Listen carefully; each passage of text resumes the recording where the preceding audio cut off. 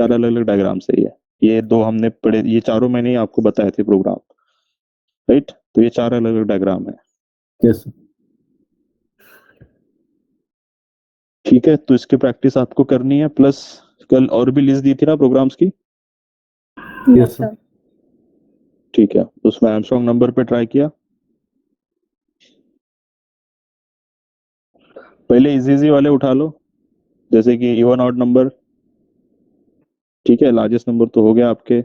Prime number क्या होता है आपको पता है। ठीक है, प्राइम नंबर फाइंड कैसे करते हैं ये आपको सोचना है कि अगर कोई नंबर प्राइम है मैथमेटिक्स में तो वो प्राइम है कि नहीं, आप कैसे चेक करेंगे इसके बारे में सोचो। मैन्युअली कैसे चेक करेंगे, फिर सोचो कि वही स्टेप्स ऑटोमेशन में कैसे लेके आएंगे। Is it clear? क्या होता है प्राइम नंबर, क्या होता है? The number that is only divisible by itself. By any number. Which is divided by only that number, not another number. नहीं, वन से भी होता है, वन से भी डिविजिबल होता है।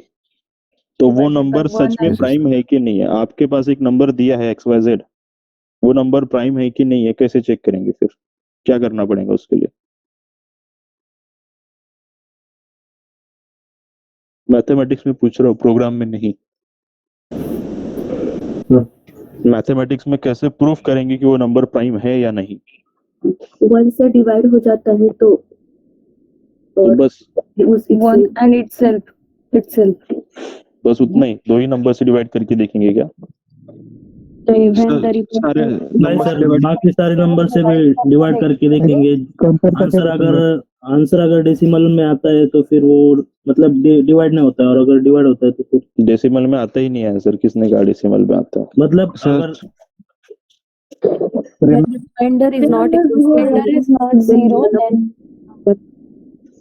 Correct, reminder is not zero, that means the number is not prime, correct.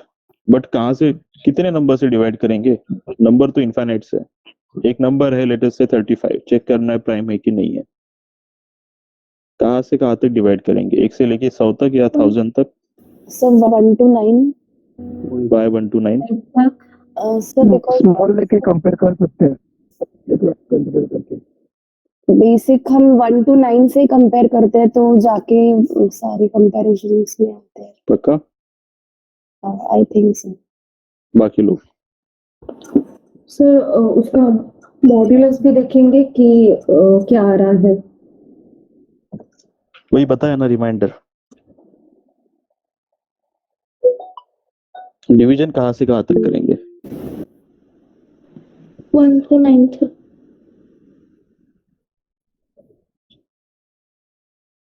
From 1 to that number, जो नंबर फाइंड करना है वो नंबर तक क्यों करना है?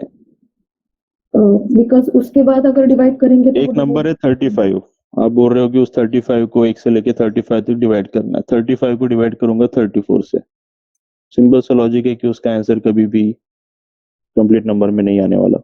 35 डिवाइडेड बाय 34, जरूरत नहीं है 34 से डिवाइड करने की। ये सर नो, 33 से भी जरूरत नहीं है। नंबर का जो हाफ वैल्यू होता है, 35 का हाफ कितना होता है?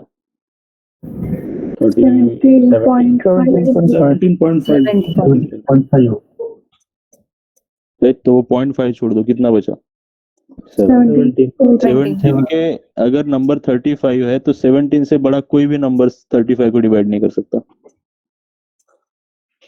ये सर नो, कंप्लीट नंबर में कोई भी नंबर 18, 19, 35 को डिवाइड करने जाएगा तो कंप्लीट नंबर बनने ही नहीं वाला। Is it clear? Answer fraction में ही आएगा। तो ये तो सिंपल सा मैथ्स है। अब जो लोग बोल रहे हैं कि 1 से लेके 9 तक, वो भी सही हो सकता है। ठीक है, दो रीजन हो सकते हैं। जैसे बाकी लोग बोल रहे हैं कि 1 से लेके 9 तक, तो 1 से भी नहीं, 1 से तो डिविजिबल है ही है ना नंबर, प्राइम है कि नहीं है चेक करने के लिए 2 से लेके 9 तक करेंगे, 1 से लेके 9 तक क्यों करेंगे? या फिर जो मैं बोल रहा हूँ उसके हिसाब से 2 से लेके एक्चुअल नंबर का जो हाफ है वहां तक डिवाइड करेंगे। Is it clear? दो में से कोई एक होगा, आप करके देखो पहले। ठीक है, तो आपको समझ में आएगा क्या करना है। एक एक्चुअल प्राइम नंबर लो, बड़ा वाला लो, ऐसे 30 के आगे का, उसके ऊपर कैलकुलेशन करके देखो। और फिर एक नॉन प्राइम नंबर लो, उसके ऊपर कैलकुलेशन करके देखो। Is it clear? तो मैथमेटिक्स आएगा, बस जो ऐसे आप करेंगे मैन्युअली वैसे प्रोग्राम से करवाना है। Is it clear? तो लूप लगेगा क्या, उसके बाद इफ एल्स लगेगा क्या, ये सब आपको सोचना है। ठीक है,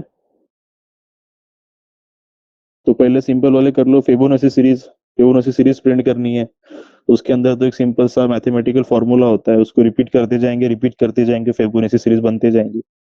और फिबोनाची सीरीज तो इनफाइनाइट है, आपको इनफाइनाइट वगैरह प्रिंट नहीं करना, लेकिन 4-5 नंबर तो प्रिंट होने चाहिए। Is it clear? Yes sir. Like this. उसके बाद इवन ऑड तो है, इसके बाद फिर आप एमस्ट्रॉन्ग नंबर वगैरह यहाँ पे जा सकते हो। Is it clear? Armstrong number किसी ने सर्च किया?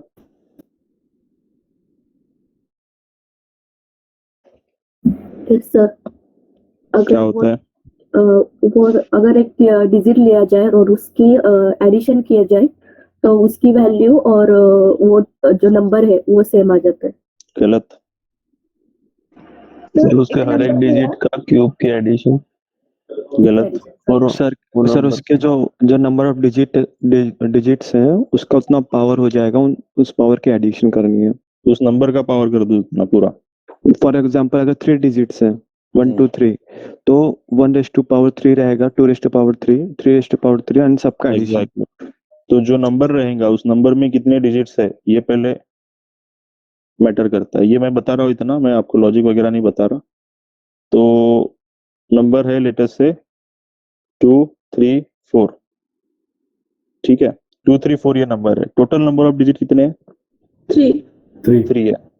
तो 2 का क्यूब लेना पड़ेगा, 3 का क्यूब लेना पड़ेगा, 4 का क्यूब लेना पड़ेगा, और फिर इनके एडिशन करनी पड़ेंगे। Is it clear?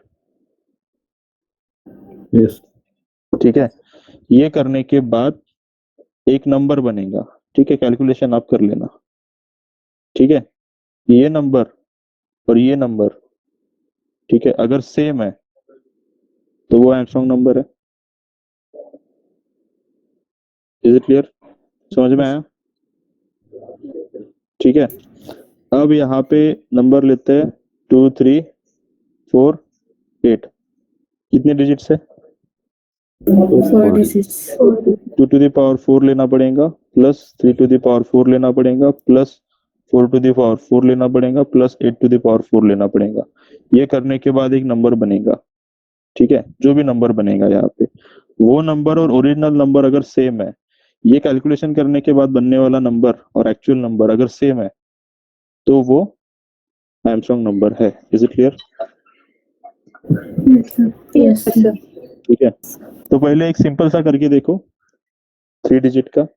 जब ये हो जाए तो सोचना कि नंबर ऑफ डिजिट कैसे फाइंड करें। Is it clear? पहले तो आप पावर में क्यूब का लॉजिक डायरेक्टली लिख सकते हो। अब ये मत पूछना मुझे कि 2 टू द पावर 3 कैसे करें। 2 इंटू 2 इंटू 2 हो गया 2 to the power 3। 3 into 3 into 3 हो गया 3 टू द पावर 3। ये सर नो। तो आप मल्टीप्लीकेशन का लॉजिक रिपीट कर सकते हो। 2 को 2 से मल्टीप्लाई करते जाओ अगेन एंड अगेन। ठीक है, इसमें जो है आपको नंबर को तोड़ना पड़ता है, करेक्ट? मतलब 2 का पावर 3 लेना है तो 2 है कि नहीं वो देखना भी तो पड़ेगा। जैसे मैंने कहा था, आपको कैलकुलेशन नंबर्स के बेसिस पे नहीं, वेरिएबल के बेसिस पे करने हैं। यस और नो? Yes sir. आपको नंबर को नहीं देखना, नंबर तो कुछ भी हो सकता है। वेरिएबल देखो, वेरिएबल के अंदर नंबर रहेगा, बाकी सब कुछ ऑटोमेटिक कैलकुलेट होना। ये 2 to the power 3 to the power 4 to the power, ठीक है, हमारे लिए बहुत आसान है 2 3 4 सेपरेट लिखना। कंप्यूटर को नहीं है, उसको सोचना पड़ेगा इसको अलग कैसे करें। 2 3 4 को अलग अलग करना पड़ेगा ना सिंगल सिंगल डिजिट में, तो इसके लिए लॉजिक बनाना पड़ेगा। ठीक है, यहीं पे देख लेते हैं 2 3 4 8 पे। ठीक है, सो लेट अस से 2 3 4 8 ये हमारा नंबर था। इसको 10 से डिवाइड करो। फ्रैक्शन में आंसर नहीं चाहिए, 10 से डिवाइड करो। बताओ क्या जाएगा? क्या आएगा यहाँ पे? जरा चेक करो। 2 3 4 आएगा, राइट?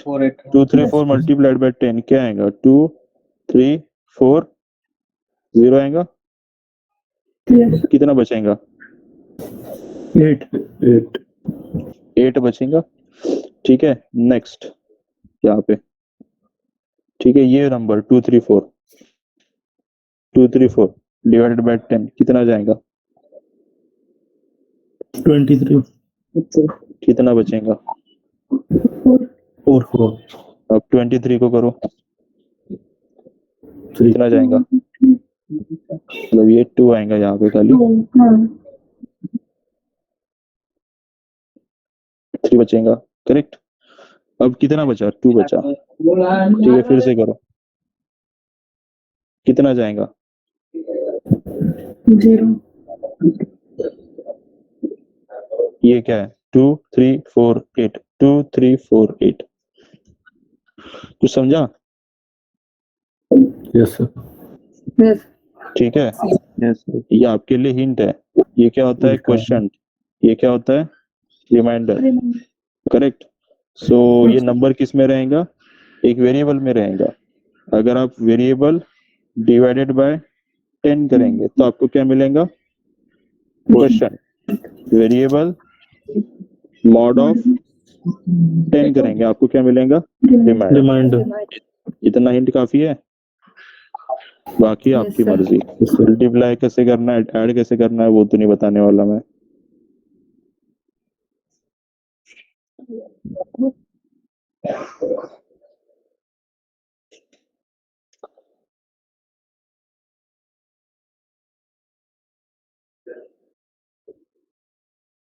जब नंबर आप ही डाल रहे हो उसमें, तो प्रोग्राम कंप्यूटर क्यों एग्जीक्यूट कर रहा है, फिर उसका काम क्या है, आप उसको से नंबर सेपरेट करके देंगे और वो सिर्फ एमस्ट्रॉन्ग है कि नहीं इतना चेक करेंगे ऐसे।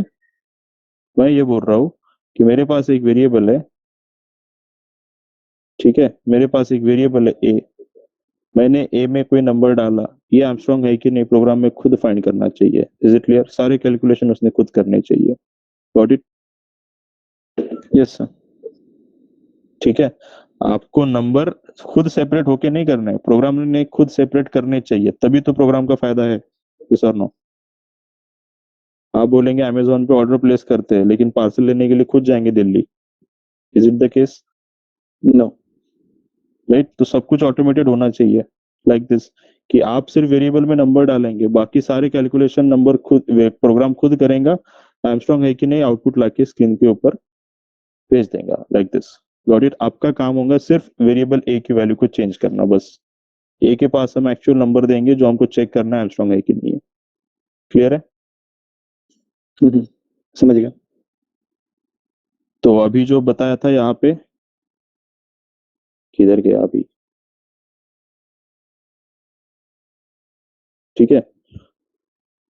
सो ये सब चीजों की हिंट है। डिवीजन कितनी बार करना पड़ा यहाँ पे, जरा ये सोच लो।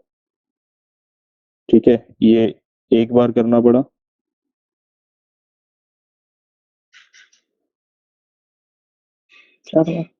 ठीक है।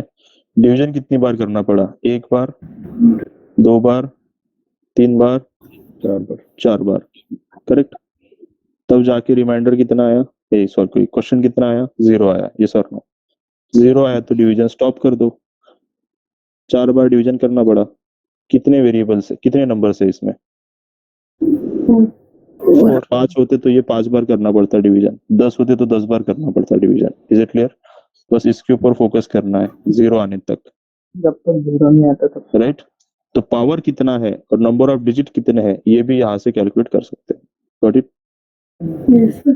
जितनी बार डिवीजन होगा उतने ही डिजिट्स उस नंबर में प्रेजेंट होंगे। Got it? yes sir. अब यहाँ पे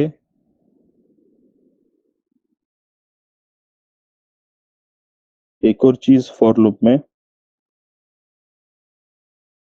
यहाँ पे क्या होता है, variable initialization and declaration, declaration and initialization. Yes और no? Yes sir. Yes, sir. So let us say मैंने यहाँ पे नंबर रख दिया ये, ठीक है ना, ये ऊपर ऑलरेडी ए है करके एरर दे रहा है, ये नंबर यहाँ पे रख दिया, ठीक है।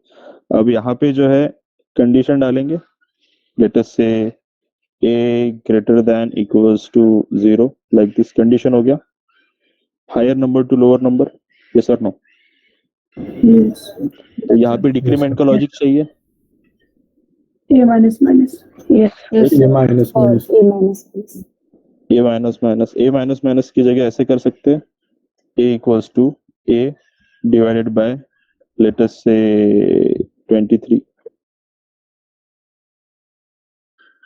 Is it clear? क्यों किया हमने ये A is equal to? बस ऐसे ही।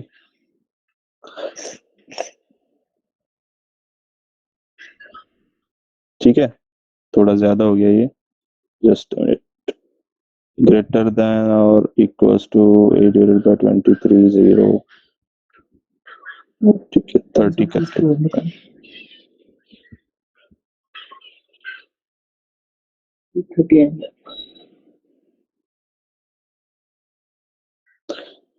फर्स्ट वैल्यू इसकी 330 है, देन 8 डिवाइडेड बाय 30 करने के बाद कितना आएगा?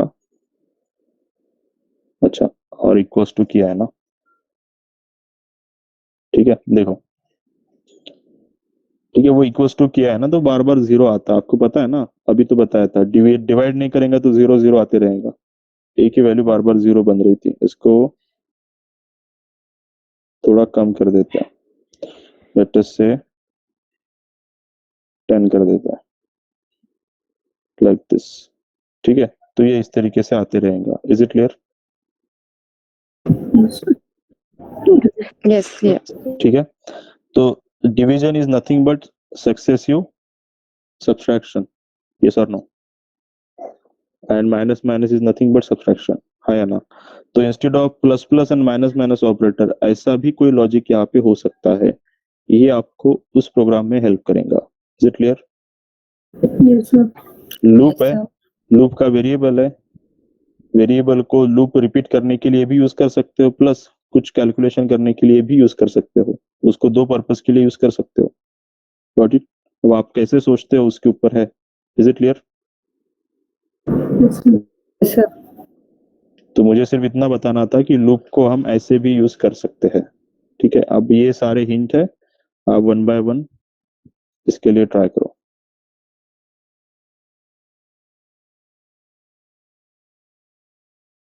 Any question in this? No, और सर clear. वो A by 10, सर वो A by 10 का नहीं समझा सर। बस किया मैंने, यहाँ पे डिवीजन कर सकता हूँ ना, हाँ, ये division एग्जीक्यूशन कर होगा ना, एक्चुअल ए की वैल्यू को 10 से डिवाइड करेंगे, नया रिजल्ट बनेगा, ए में आके स्टोर होगा, हो गया ए की value change. Sir, Yes, but A change का हो गई। वैल्यू 330 है ना, तो डिवाइड हाँ। बाय 10 क्या, तो 33 आना चाहिए। के साथ कौन सा 33 कैसे आता है? 33 कैसे आता है? आप ए की वैल्यू A का को value- प्रिंट करो तो आएगा 33। मैंने ए की वैल्यू को बार बार चेंज किया ना, ये लाइन दोबारा भी एग्जीक्यूट होंगी ना। 33 डिवाइडेड बाय 10 नहीं होगा? हाँ, हो रहा है ना चेंज। आपको ए की वैल्यू चाहिए तो ये लो, यहाँ पे ए को प्रिंट कर दो, आपको दिख जाएगा क्या क्या वैल्यू आया था ए का। Is it clear? Sir increment और डिक्रीमेंट के अलावा कोई भी कैलकुलेशन कर सकते हैं क्या इक्वल टू? यस, वही तो समझा रहा हूँ, वो भी कर सकते हो। ठीक। ठीक है, सब्सट्रैक्शन मतलब जो डिवीजन है is nothing but successive subtraction. ठीक है, मैथमेटिक्स में पढ़ा था हमने कभी। Yes sir, repeated subtraction. हाँ, सो अगर आप मान लो 6 डिवाइडेड बाय 2 करेंगे तो ये क्या है? 6 माइनस 2 कर लो, कितना आता है?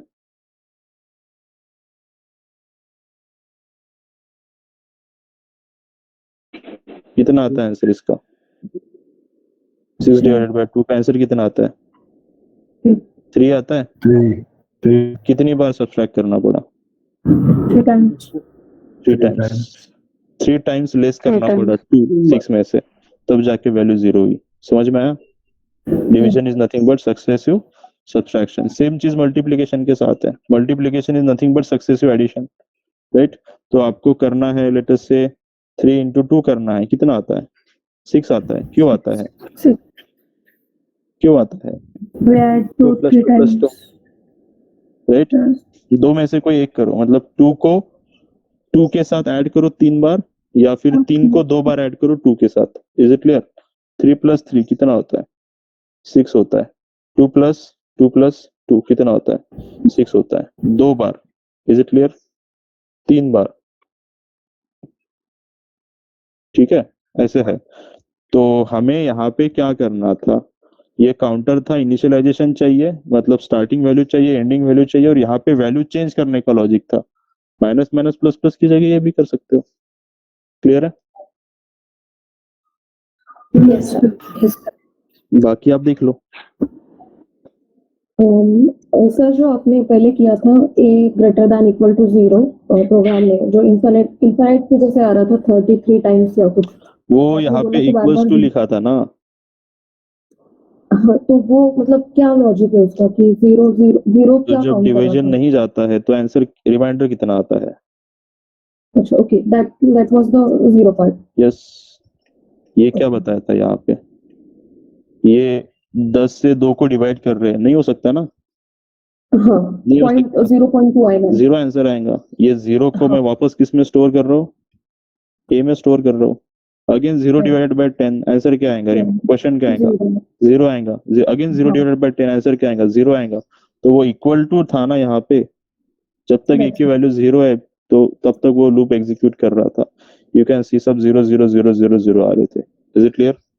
ये प्रॉब्लम क्रिएट कर रहा था, तो इक्वल टू निकाल दिया सिर्फ ग्रेटर देन 0 तक, ठीक है, तो वो इनफाइनाइट नहीं रहता। ठीक है, अब देखो मैंने इसको चेंज किया, लेकिन ये प्रोग्राम, अच्छा इसको स्टॉप नहीं किया होगा मैंने, ठीक है, ये देखो हो गया। Is it clear? Yes sir.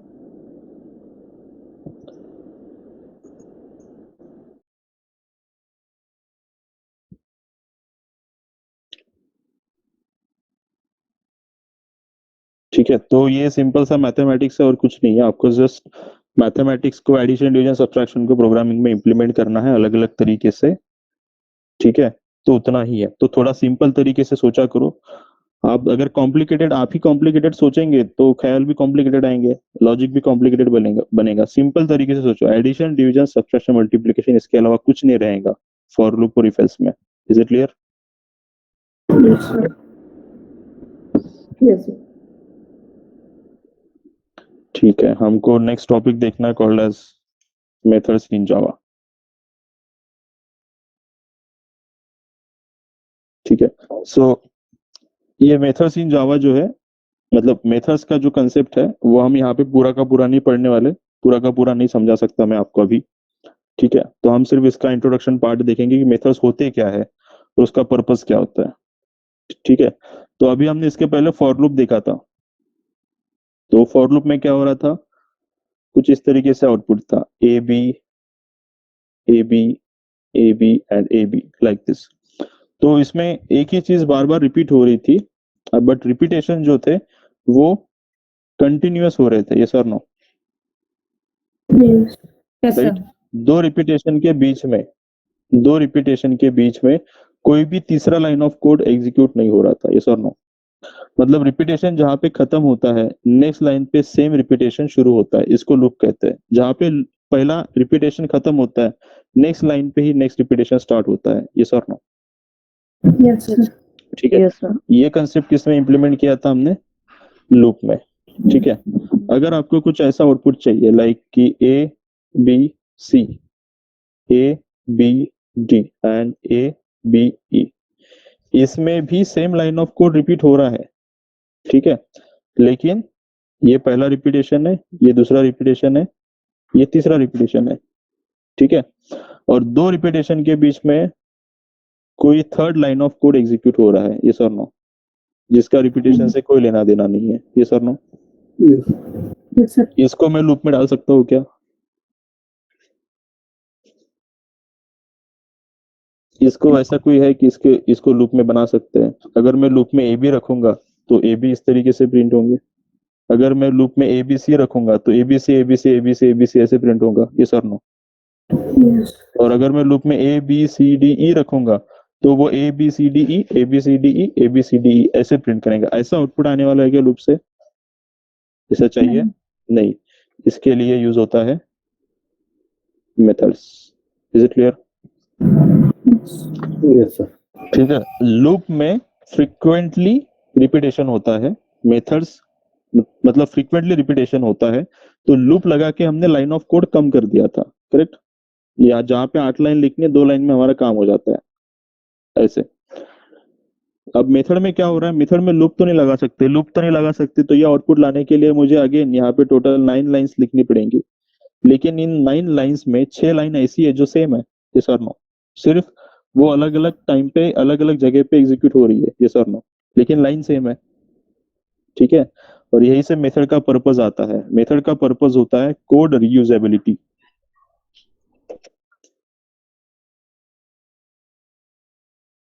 ठीक है। कोड रीयूजेबिलिटी, रीयूजेबिलिटी मतलब कोड को रीयूज करना, बार बार रीयूज करना, मतलब ये 2 लाइन जो है ये हम लिखेंगे एक बार,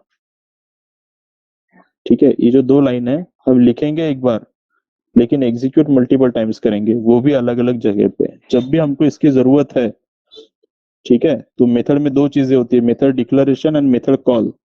मेथड को डिक्लेयर करेंगे तो उसके अंदर ये लाइन रहेंगी, मेथड को जब कॉल करेंगे तब ये लाइन एग्जीक्यूट होगी। तो जब जब आपको इन 2 लाइन की जरूरत है आप मेथड को सेपरेटली उस जगह पे कॉल कर सकते हो, इज इट क्लियर। वो 2 ही लाइन आप अलग अलग टाइम पे अलग अलग जगह पे एग्जीक्यूट कर सकते हो, that is called as code reusability, is it clear. Yes sir. ठीक है, तो ये मेथड का पर्पस है कोड रीयूजेबिलिटी, तो आप ऐसे बोल सकते हो method are use for code reusability purpose, ठीक है। अब हमको इसमें क्या देखना है, इसमें देखना हमको इसका सिंटैक्स, कि मेथड का सिंटैक्स कैसे होता है,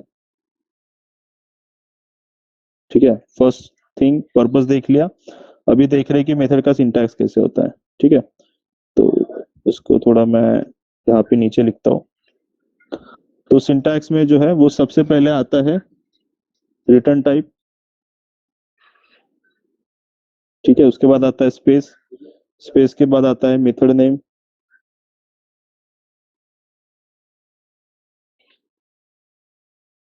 ठीक है।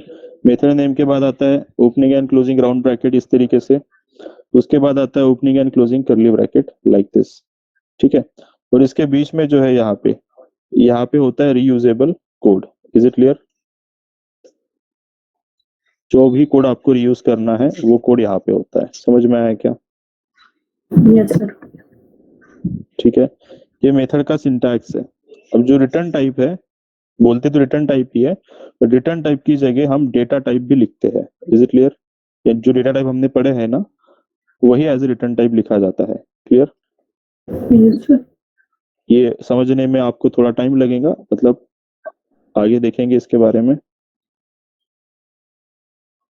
ठीक है। तो डेटा टाइप यानी कि रिटर्न टाइप लाइक दिस। सो अगर इसका कोई एग्जांपल देखना है तो हम यहाँ पे लिख सकते हैं,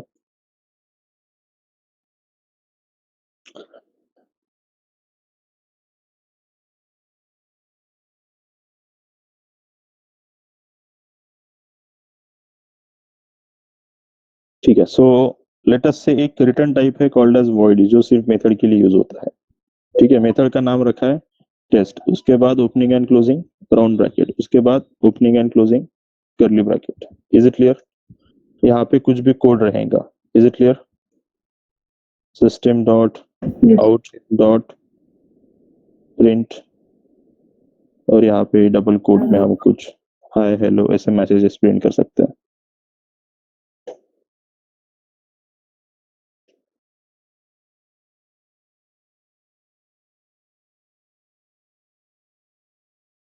ठीक है। ये एग्जांपल हो गया। तो वो जो वॉइड है वो रिटर्न टाइप है, आप ऐसा समझो कि वहां पे अगर आप इंटीजर भी लिखते हो, ठीक है, तो इस तरीके से एग्जांपल बनेगा, क्लियर। ठीक है, सिंटैक्स में जो चीजें है वो चीजें यहाँ पे दिखाई दे रही है, उस पर फोकस करो खाली, got it. Yes sir. Yes और नो। Yes sir. ठीक है, अभी तक ये पूरा नहीं हुआ। रिटर्न टाइप का एक स्पेशल मीनिंग है, वहां पे इंटीजर लिखने से क्या होता है, वॉइड लिखने से क्या होता है, ये सब हम आगे डिस्कस करेंगे, उसके लिए अभी थोड़ा टाइम बाकी है, फिलहाल सिर्फ कंसेप्ट देख रहे हैं, ठीक है। अभी इसका यूज देख लो। अच्छा, इसमें पहले यहाँ पे आते हैं,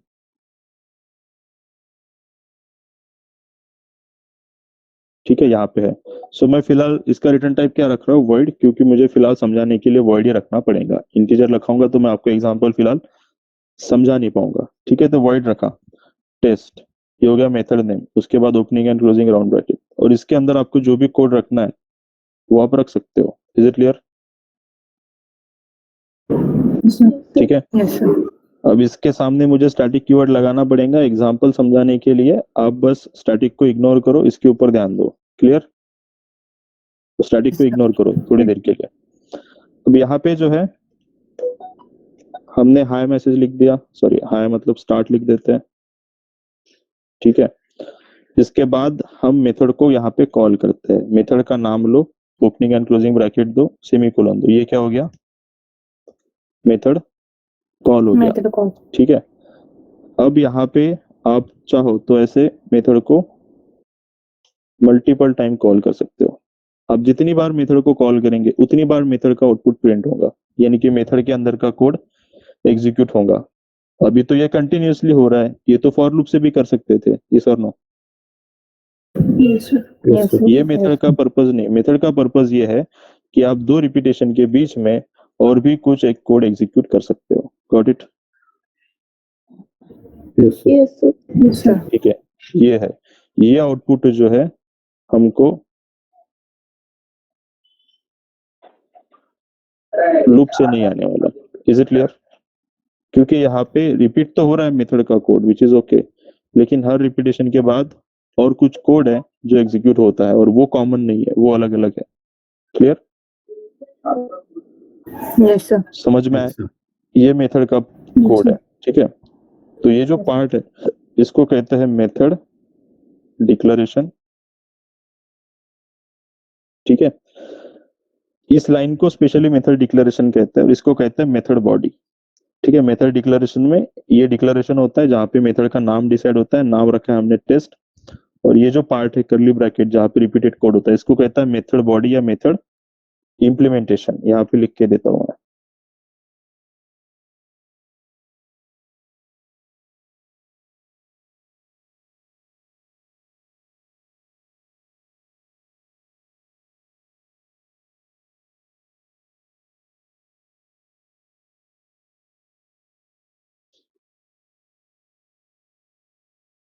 ठीक है, तो इसको क्या कहेंगे?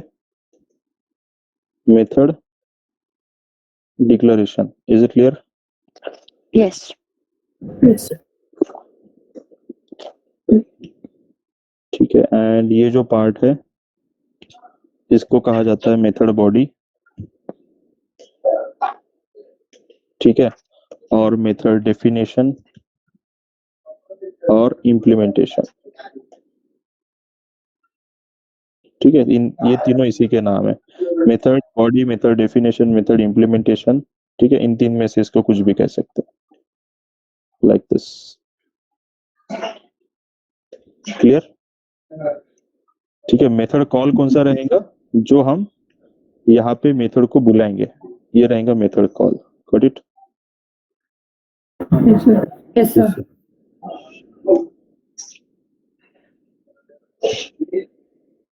ठीक है, ये रहा मेथड बॉडी और डेफिनेशन और इम्प्लीमेंटेशन, ठीक है। इस तरीके से होता है।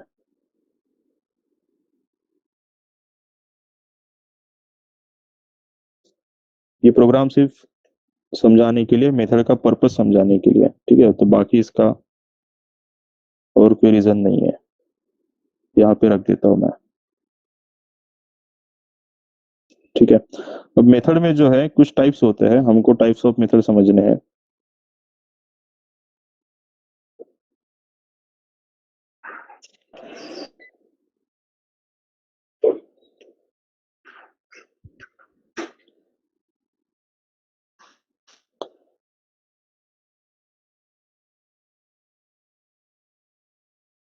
ठीक है, तो बेसिकली दो टाइप की मेथड्स होती है। इसको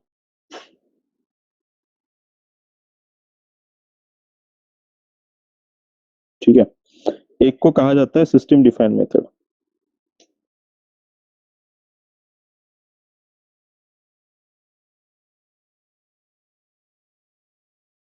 को कहा जाता है सिस्टम डिफाइंड मेथड, ठीक है, एंड दूसरी होती है user defined method.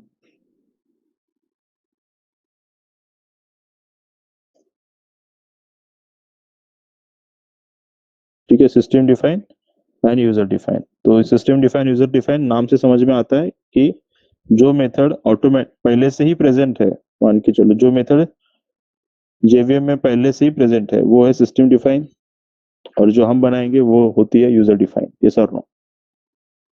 Yes sir. Yes sir. ठीक है। अब सिस्टम डिफाइन मेथड जो है वो पूरे जावा में सिर्फ एक है।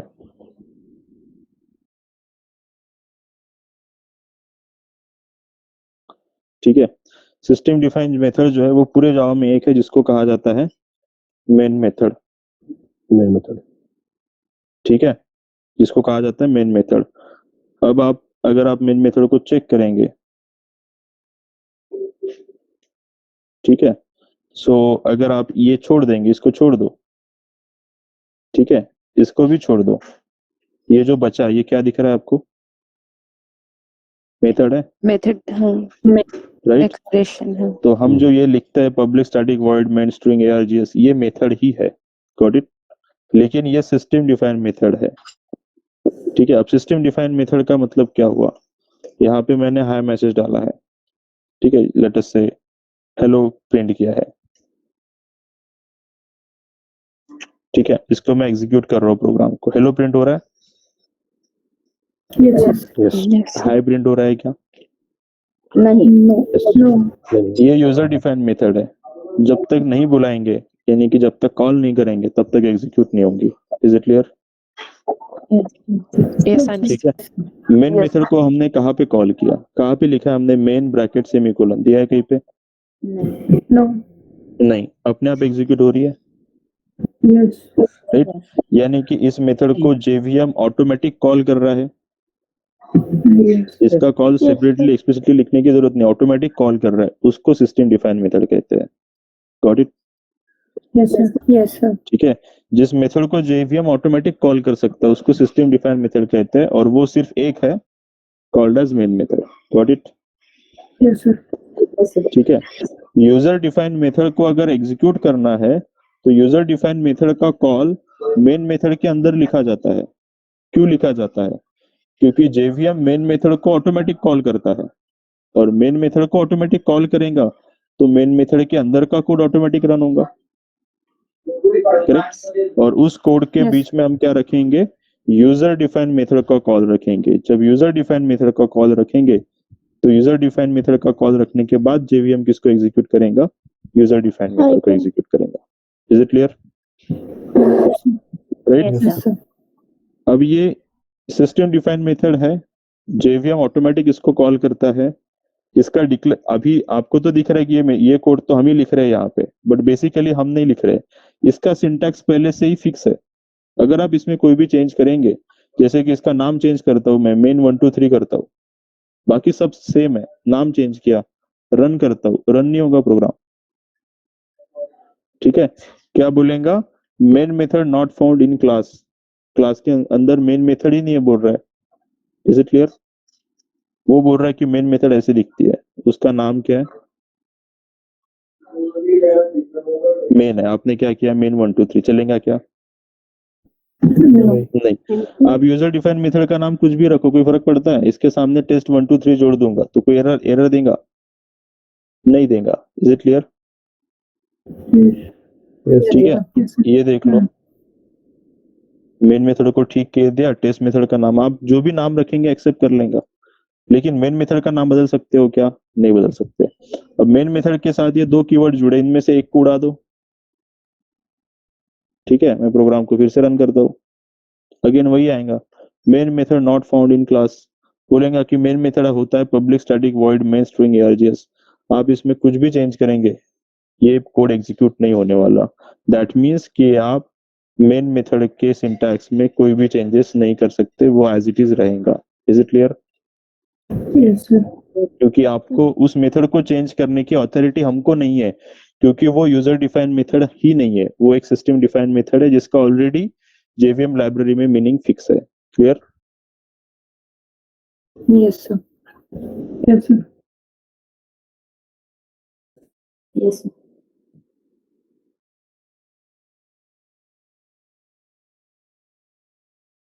ठीक है, तो ये सिंटैक्स जो है ये फिक्स है। आपको जो भी लिखना है उसकी बॉडी में जो भी लिखना है लिखो, लेकिन आप उसके डिक्लेरेशन में कोई भी चेंजेस नहीं कर सकते। क्लियर? Yes, sir. ठीक है, तो ये रहा मेन मेथड। अब आते हैं यूजर डिफाइंड मेथड पे। यूजर डिफाइंड मेथड के भी दो टाइप होते हैं। ठीक है, एक को कहा जाता है स्टैटिक मेथड, ठीक है, और दूसरा होता है नॉन स्टैटिक मेथड। ठीक है, static method and non static method.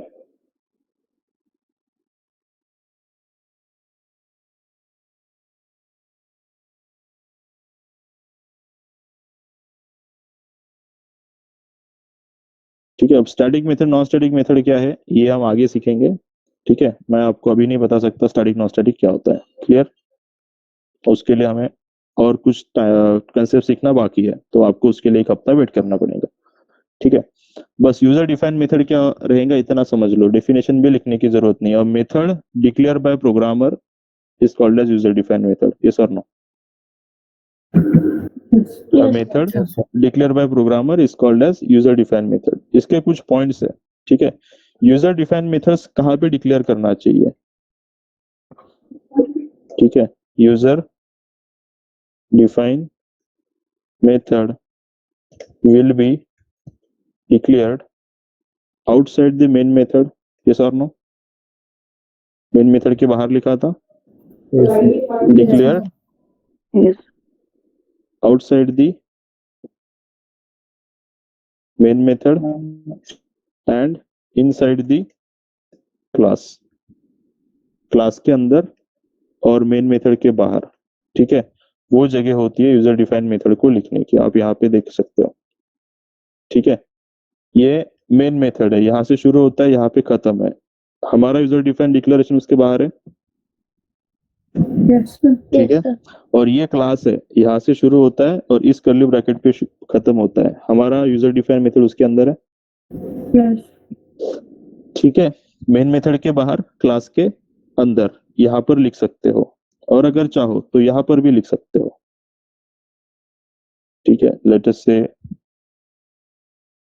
void demo, ये दूसरा मेथड बना दिया लाइक दिस।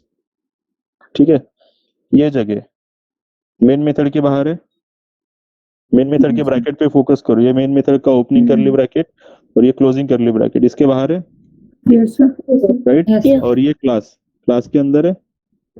Yes, sir. तो मेन मेथड के ऊपर लिखो या नीचे लिखो, उससे कोई फर्क नहीं पड़ता। Clear? Yes, sir.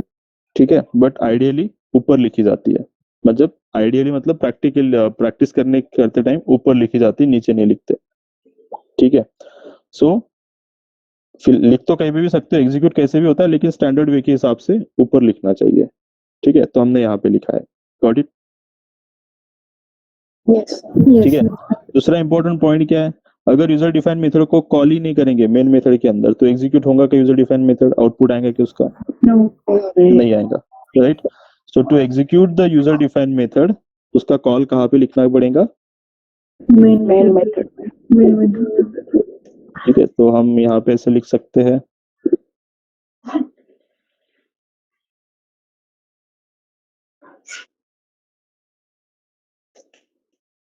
to execute user defined method we need to call it inside Main method. main method। is it clear? User defined method को एग्जीक्यूट होने के लिए उसको मेन मेथड के अंदर कॉल करना पड़ेगा। ठीक है, ये कंसेप्ट होता है मेथड्स का। कंसेप्ट समझ में आया क्या और सिंटैक्स समझ में आया क्या, इतना बताओ। Yes, sir. Yes, sir. Yes, sir. ठीक है, इसमें कोई एग्जाम्पल नहीं करना, मेथड से रिलेटेड अभी भी बहुत कुछ पढ़ना पड़ेगा। ठीक है, ये बड़ा टॉपिक है और आगे आगे इसमें से एक एक पॉइंट क्लियर होते जाएगा। ठीक है, जैसे मैं आपको पहले से बोलता हूँ, आपको पेशेंस रखना पड़ेगा। ठीक है, आप मुझे पहले दिन से इसका मतलब पूछ रहे थे, इसमें से इसका मतलब क्या होता है, इतना आज हमने जाना है, करेक्ट? यहाँ से लेके यहाँ तक। अभी भी ये दो क्या है, ये दो सेपरेट टॉपिक है, और ये क्या है, ये तीसरा सेपरेट टॉपिक है। Is it clear? ठीक है, तो ये एक एक चीज जब वो टॉपिक होगा तो आपको एक एक चीज इसमें से समझ में आएगी। क्लियर? आज इतना तो समझ में आया कि हम जो ये लिख रहे थे पब्लिक स्टैटिक वॉइड में, ये एक मेथड था। क्लियर? Yes. ठीक है, any question in this? No. Sir ये आपने जो बताया था data type and return type same है, मतलब बोल सकते हैं उसको, तो आपने यहाँ पे वाइड लिया है ना? हाँ, वो एक रिटर्न टाइप है। ओके, वो एक रिटर्न टाइप। रिटर्न मेथड में ये रिटर्न टाइप एक वर्ड यूज होता है, उसके नाम ही रिटर्न टाइप, रिटर्न क्या करेगा। ठीक है, रिटर्न टाइप की जगह डेटा टाइप लिख सकते हो, ये कहा था। ठीक है, तो वो हम एक टॉपिक देखेंगे, आपको वो क्लियर हो जाएगा, डोंट वरी। ठीक है।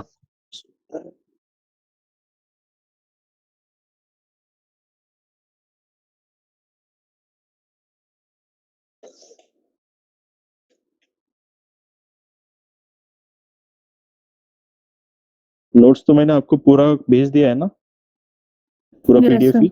Yes, sir. Yes, sir. ठीक है, तो अभी ये मेथड्स का भी भेजा है, इसको आप पढ़ो एक बार।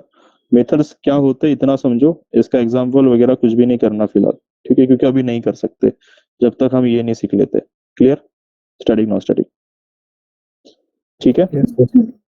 तो ये इसलिए बताया अभी क्योंकि जो हमारा बेसिक कंसेप्ट होता है जावा का, उसका एक इंपॉर्टेंट पार्ट होता है मेथड्स। हम पहले बेसिक के एक एक टॉपिक देख रहे हैं, ठीक है, और ये जो आता है स्टैटिक नॉन स्टैटिक, ये फिर उप्स ओरिएंटेड लैंग्वेज में होता है, सिर्फ स्टैटिक नॉन स्टैटिक।